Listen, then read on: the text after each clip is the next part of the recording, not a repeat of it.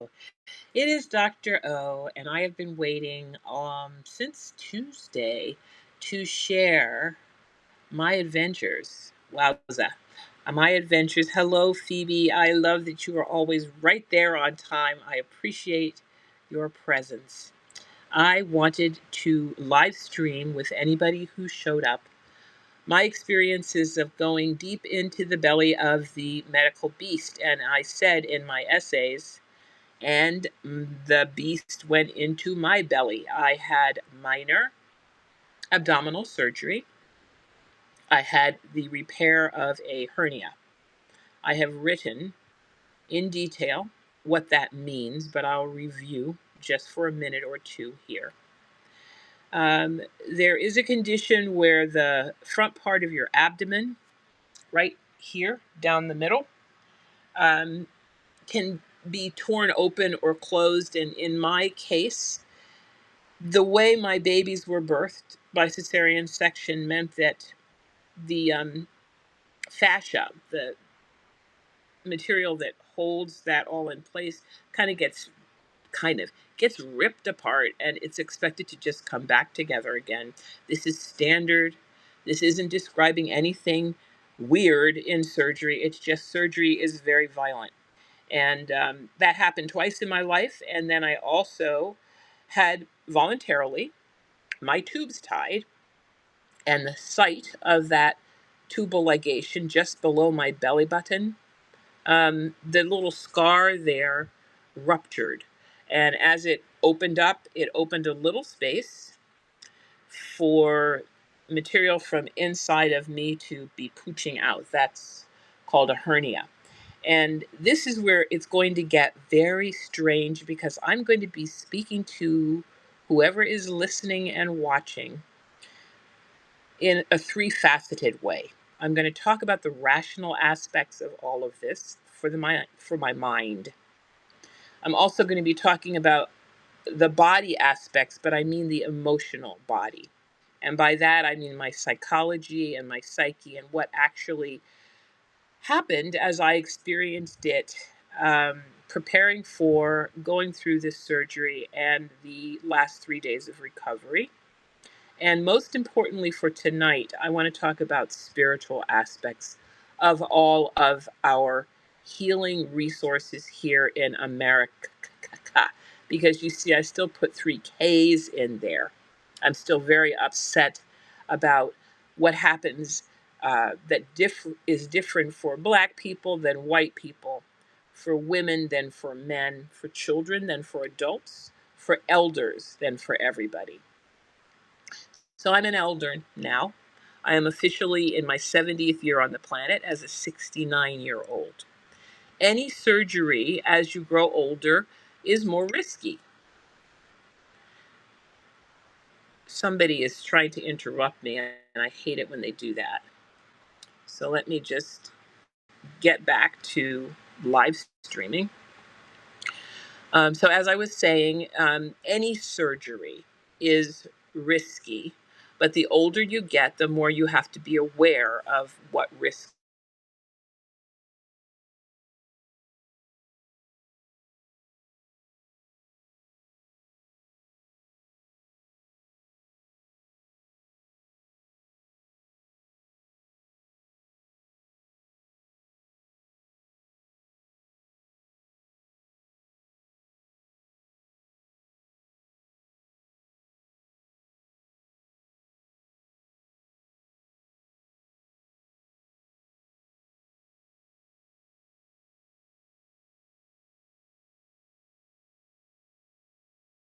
I figured what I needed to do, and I planned this whole event a while ago.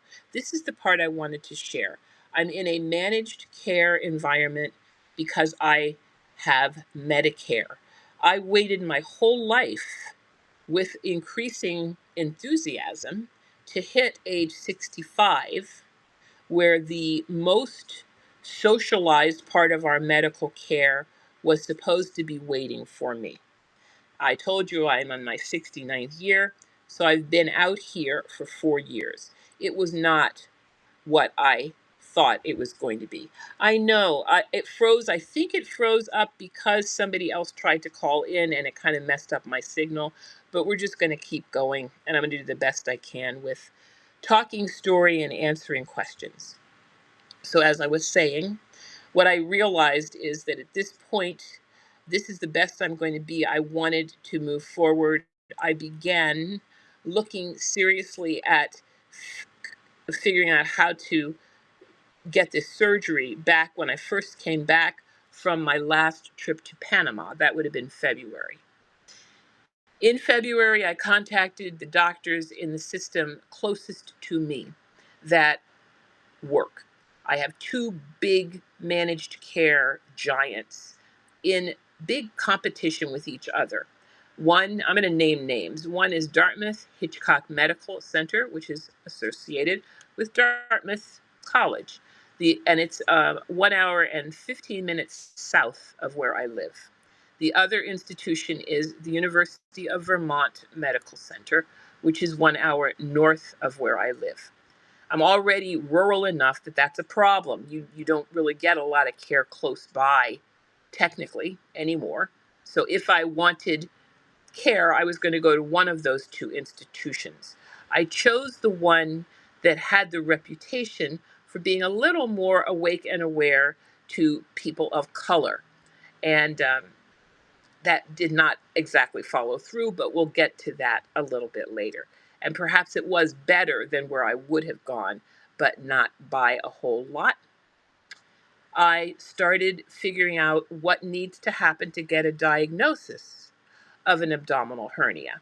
Now, I'm followed already in the urology department, the people who look at the lower half of your renal kidney system. They don't even pay attention to the kidneys as much as they do to your bladder, but it's complicated. That's how specialized medicine has gotten.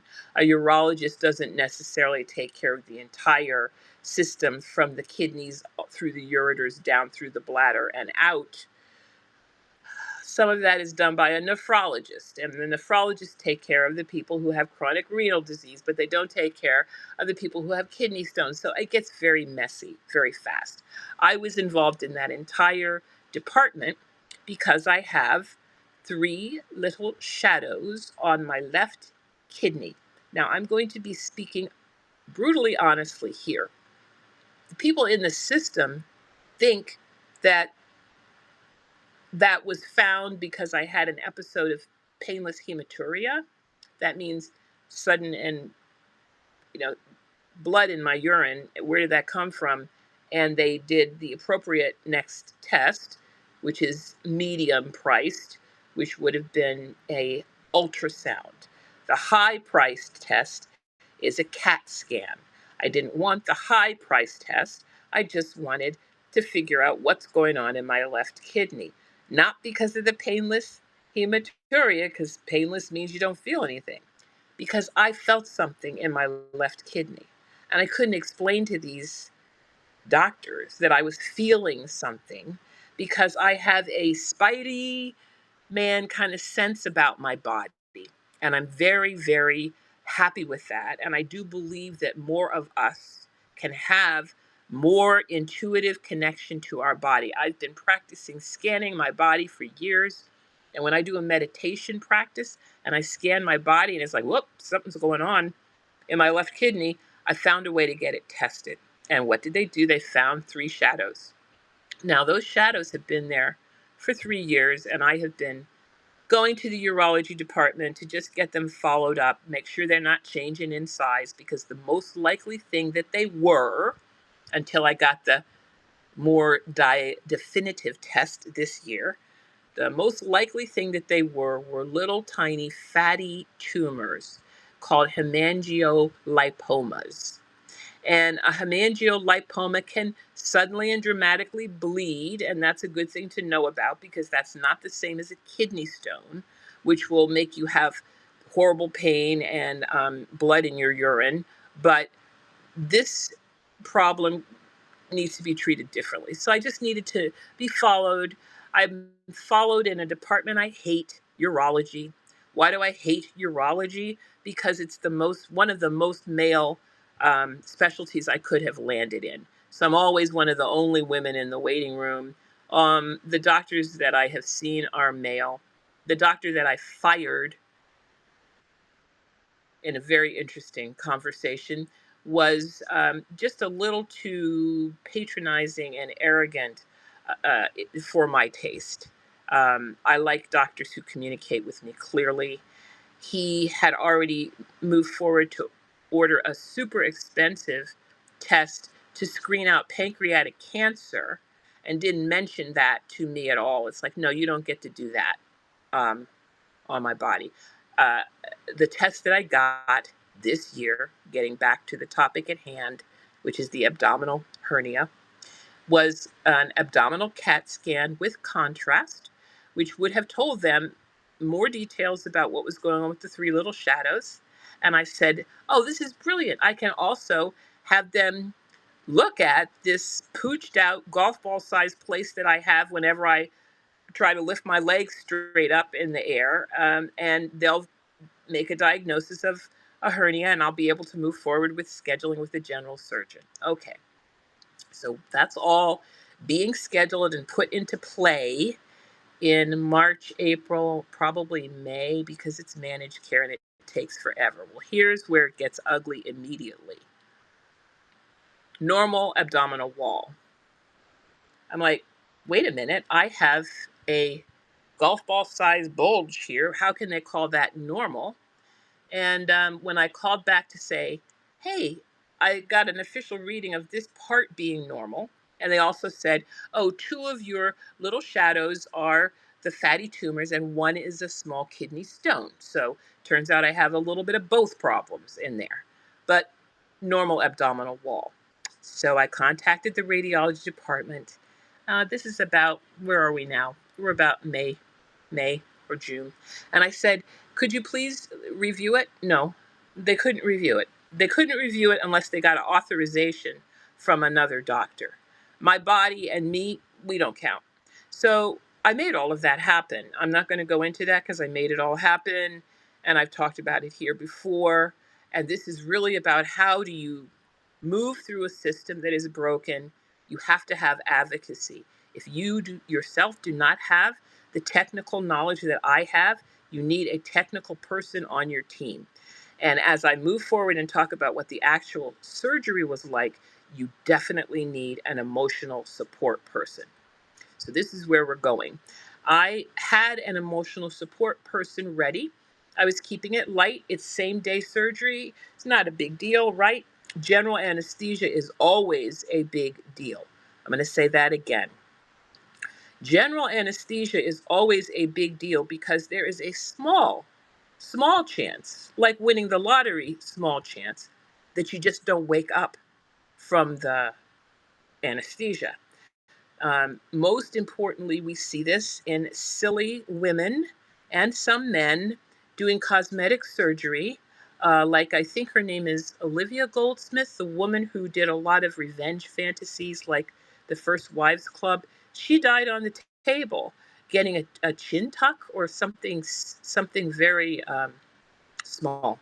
So I knew that I was going under general anesthesia. I knew that I was supposed to be released the same day, and I haven't been inside that system in close to 35 years, not myself. The last time I had any general anesthetic surgery was when I had my tubes tied after my husband left with the vasectomy, and I was wanting to be frisky and fancy free and went in. What I remember from that was lots of male support because I had three male people who were interested in my sexual health being mine. One was my ex husband, just get him out of my life. The other two were men that I was currently involved with. I'm polyamorous and I am an ethical slut. That's what we call that sometimes. So that was then. What I remembered was they were going to do the same kind of same day thing that I had then. They were going to do something called a laparoscopic approach, meaning they were going to blow my belly up with CO2 gas so they could see what they were doing better. and they were going to intubate me so that I was asleep for this. And consequently, when I came out and went home, the two issues that were a problem were I was hoarse and had a bad sore throat. And I had this phenomenon where if you have had your abdomen extended from the inside, the gas is still there and kind of pushes up against your diaphragm. So I had a lot of pain from that. Getting ready for this, I remembered that it wasn't life threatening, but the closer I got to this surgery, the more anxious I got. So 2 or 3 days before, I was really double checking all of my resources. And sadly, the person who was local, and I live, as I told you, an hour and 15 minutes from this hospital, and you have to bring somebody with you who will sit and wait for you and then who will take you home again. The person that I had asked and who had agreed to do this was having all kinds of strange symptoms themselves. They were feeling dizzy. This is like 3 days before my scheduled surgery for Monday this past week. No, Tuesday this past week. They were feeling dizzy. They were feeling so tired that they took themselves to an urgent care center to get a Lyme's test. Then they came home and they slept for 36 hours. Now, as they're telling me all of that, I'm getting kind of panicked for me. I don't want somebody with that level of fatigue driving me an hour anywhere. And I also wasn't sure what kind of emotional support they'd be able to give. So I said, thank you very much, but I'm going to go ask my second choice. And I'm a Capricorn and I'm an Enneagram 8. So if any of you know personality work, I'm going to make sure that I have all of my bases covered. My number two person is a man in my life who's been a part of my life and a lover off and on, off now, but many times on through the 30 years, who lived 3 hours away. And I called him and said, can you please help? He knew he was on call as the second choice. He faithfully drove out the night before, spent the night with me on Monday night so that we could be up at 4:30 in the morning to drive down for 6 a.m. at the hospital. Now, two things are also happening. One, I've realized what happened with my first ride. I told you I'm a very spidey sensey kind of person. This person is Colombian. And what I believe happened was just what happens with the animals. I believe that she was connected enough to her land that she felt what was happening before the actual earthquake. And she's from the region of the country where the earthquake happened. So I'm very glad that I did not lean on her when she would have been worried about her family and distracted. And I hope she's taking really good care of herself right now.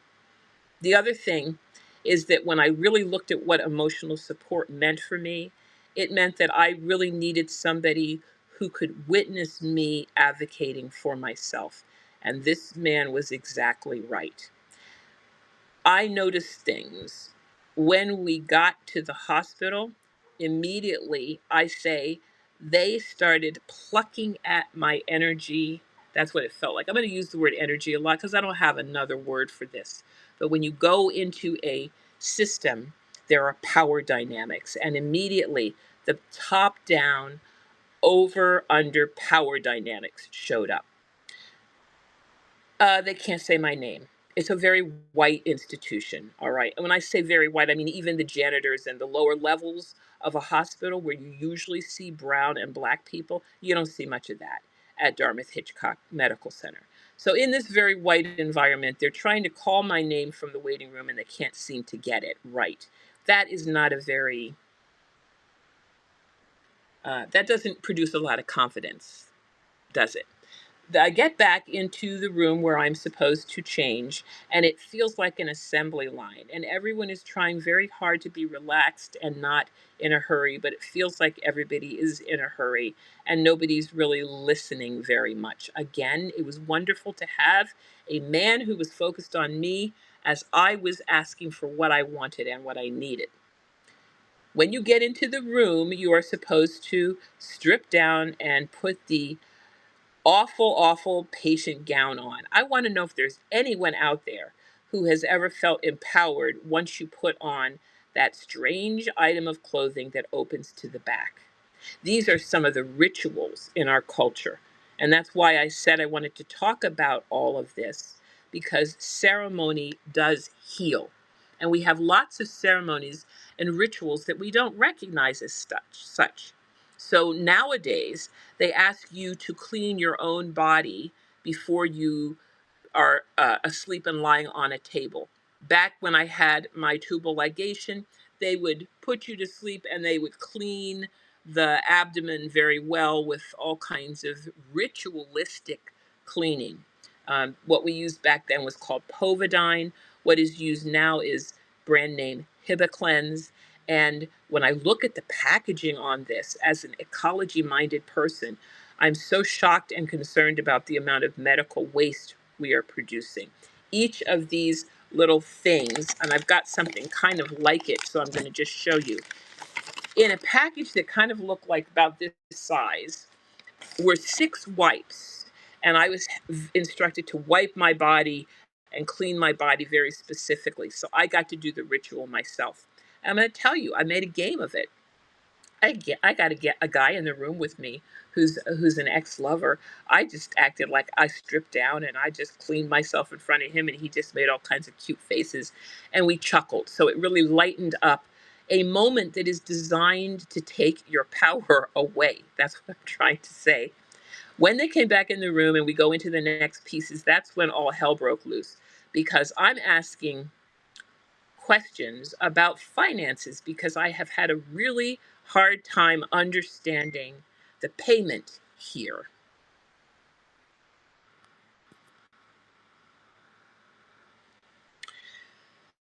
Yeah, I went away again because whatever's going on with my phone, I'm getting calls in from people unexpectedly. Okay, so as I was saying, everybody was in the room at once.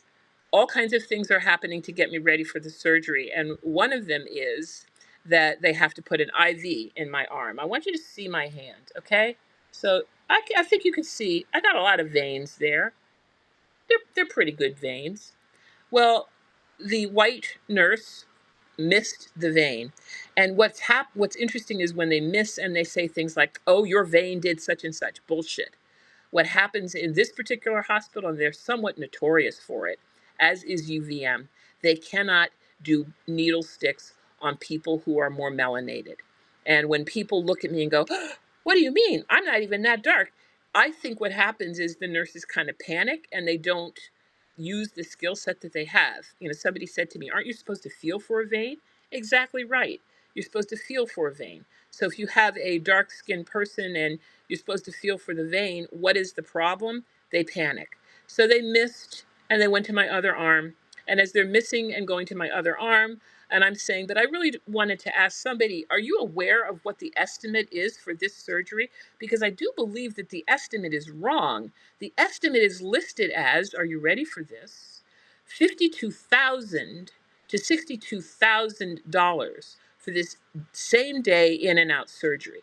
I I asked 4 or 5 people about this. The most I got was a shrug of the shoulder. The worst I got was one person who looked like they were actually a human being, and they looked down and they said, "Oh, that's really bad." I'm thinking, yes, that's really bad. By this time, my blood pressure, which they are now taking, was 210 over 110. So then we have to wait for my blood pressure to go down, but it really didn't. So they went ahead anyway, which is great because I really didn't feel like it was anything other than a super duper white coat syndrome. But I went back with an anesthesiologist and I asked for what I wanted and needed. As he was explaining, "Oh, and we're going to do this and we're going to do that." My little girl inside of me who was nervous and scared, she didn't take over, which is great. She sat next to me like a co-pilot and she asked some of the questions that I wanted answered. Last time I had this done, I had a really sore throat and felt hoarse afterwards. The anesthesiologist says, "Oh, we don't have to do that kind of intubation anymore, where we go through your larynx and through your vocal cords. We can do something that puts a lot of pressure at the back of your throat, and it's like a CPAP machine inside your throat, and it won't be sore afterwards as far as hoarseness." So I said, okay, that's great. Let's do it that way. The doctor who had scheduled this with me knew that I did not want mesh, which is often used to help make sure that the hernia doesn't come back. I said, I'll take my chances because I don't want any foreign objects in my body if I don't have to have them. Not only did they not have to put the mesh in, but the hernia was small enough that they did not have to blow up my belly and use the boy toys. I call them boy toys because that means that they're looking around with special scopes and things. They just pushed everything back into place and sewed it closed and closed it up finally with super glue, which I think is hysterical because super glue is a medical treatment that came out of the military when they didn't have anything for people bleeding in the field. They figured out they could do super glue. All right, so here I am, unconscious, getting super glued back together, come back to the waiting room, feel pretty vulnerable but great. Am taken home and tucked into my bed by a man that I love and who cares about me. Was able to check in with the person who is connected to Columbia and make sure that they're okay. And now my post op has been all about the awful feeling anytime you stand up that your belly's going to fall onto the ground, which is very common for anybody who's had any abdominal surgery, particularly cesarean sections and repairs like this. And the other thing that I noticed post op that it was important was it's you can't laugh. So I couldn't laugh and I couldn't cough because those are both things that produced that valsalva, and it was very, very painful. 3 days out, not as painful, still can't laugh. Recognize that when I cough, I'm usually coughing at a time when I'm trying to say something, but I'm somewhat conflicted about what I'm saying. I tell you, people keep calling in. I know what I have done. What I have done is turned on notifications, which I don't usually have. And that's what's been interrupting this call. So I will turn my notifications off 5 days after my surgery. But that's what I did to make sure that I stayed in touch with people and my community. That's pretty much what I wanted to share. I wanted to emphasize what I said, which is if you do not have the technical knowledge, contact somebody like me and make sure that you have an advocate who has the technical knowledge with you, and certainly somebody for emotional support. So, the emotional support is because I do believe, and psychologists seem to support this, that anytime we go into a system with that kind of vulnerability, we're going to feel like we're about 6 years old. So, if you're 6 years old, you're not necessarily responsible for taking care of yourself. You don't always do such a good job. I took my 6 year old self in my 69-year-old body into the system, and I came out the other side okay.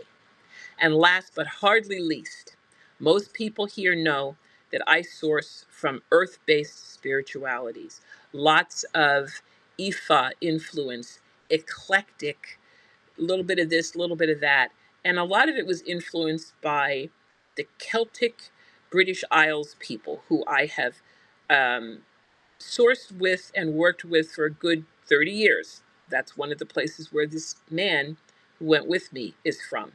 And in this case, who went into the operating room with me was Black Jesus. And I want to say that because I have been shy to share that I have a relationship with the Christian Jesus, with my Christian people, because it's not their relationship, but it is a significant relationship.